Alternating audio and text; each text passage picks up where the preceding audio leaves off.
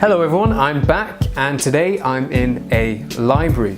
I'm literally surrounded by words. So I thought that this would be the best place to teach you 5 different ways to learn vocabulary.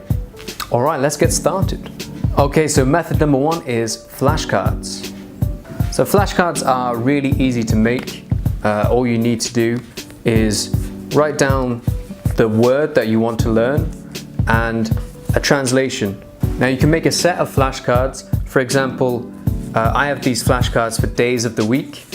So that's just one set that I can keep whenever I need to practice days of the week. If you want to make your own flashcards, you'll need some paper and you can cut that into strips. And on one side of the paper, write the word that you want to remember. And on the other side of the paper, you could write a translation or you could write a definition. So once you've made your flashcards, you can test yourself by looking at the definition or the translation and saying the word before you turn it over. So try to remember what the word is first before you turn over to have a look. So it's a fun little game to play when you have free time, and if you cheat, you're only cheating yourself, so try not to cheat. I like this method because it's kind of like a problem-solving game and you get to use your hands rather than looking in dictionaries and word lists for a very long time. It's very quick and simple, and it's something that you can repeat every day. And if you're consistent with making flashcards, then in a few months you're going to have loads, and that's proof of how much vocabulary you've learned. Now on to method number 2, and it's a vocabulary diary. So when you're making a vocab diary, it's very important to leave lots of space.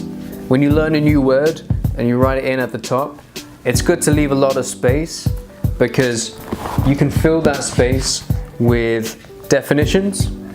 You can also think about putting a translation in there as well. So with your vocab diary, you need to write a word and then make sure that you note down what type of word it is. Is it a noun? Is it an adjective?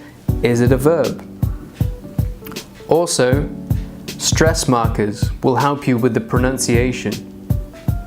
So the next time you come back to the word, you know exactly how many syllables there are in that word.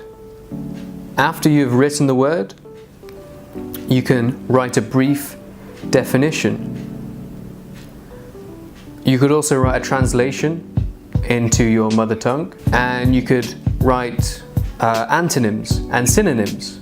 So with synonyms, we're talking about words that mean the same, and antonyms, words that mean the opposite.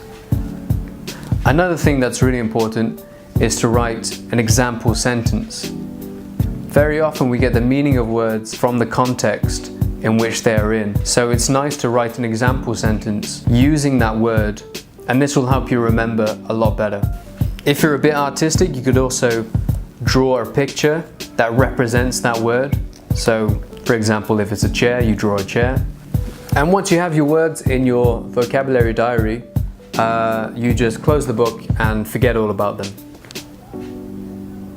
Not really, you need to go back and revise these words as often as you can. So I would recommend looking at the words again the day after you first wrote them down in your vocabulary diary, and then maybe leave it a week, come back, see what you can remember, and keep doing that. So keep coming back to the words and refreshing your memory.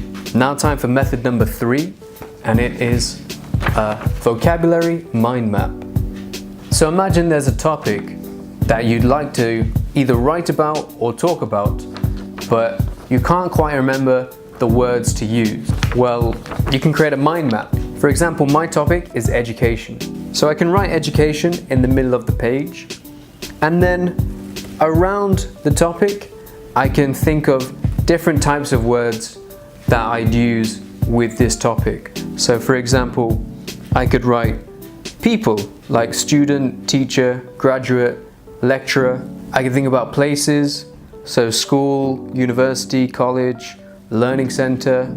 I can also look at verbs, to learn, to teach, to study, to graduate, to enroll. I can think about different courses as well. Adjectives and common collocations. I find this technique really useful if you are about to do a piece of academic writing. Say for example, it could be an IELTS paper or something for university, and it helps you get all of your thoughts, all of the words that you need down on one piece of paper, and you can use that and refer to that when you're doing your writing. Yeah, so this is a really good tool to use when you're planning a piece of writing, but also very useful to do if you just want to revise some vocabulary about a certain topic. Okay, so on to method 4, and we're talking sticky notes. So a lot of people I know really benefit from having words stuck all around them. So first you need to write the words that you want to learn on the sticky note, and then stick the notes on things or places that you look at a lot. For example, your computer where you work, or the fridge in the kitchen. Stick them anywhere that you will see them and that you're allowed to. So because you're seeing these words every day, it means you will remember them a lot easier. Again, this is a really useful method if you just hate reading books or you hate doing things that seem like work. Just looking at the same word every day on a sticky note doesn't feel too difficult, and you learn vocabulary. Okay, and the last method today is apps. There are just so many different apps that you can find on the App Store to help you build your vocabulary. My advice is just to find one that you like and then stick with that. Try and challenge yourself to practice, use that app at least once a day. Maybe only for 10 minutes, but at least once a day.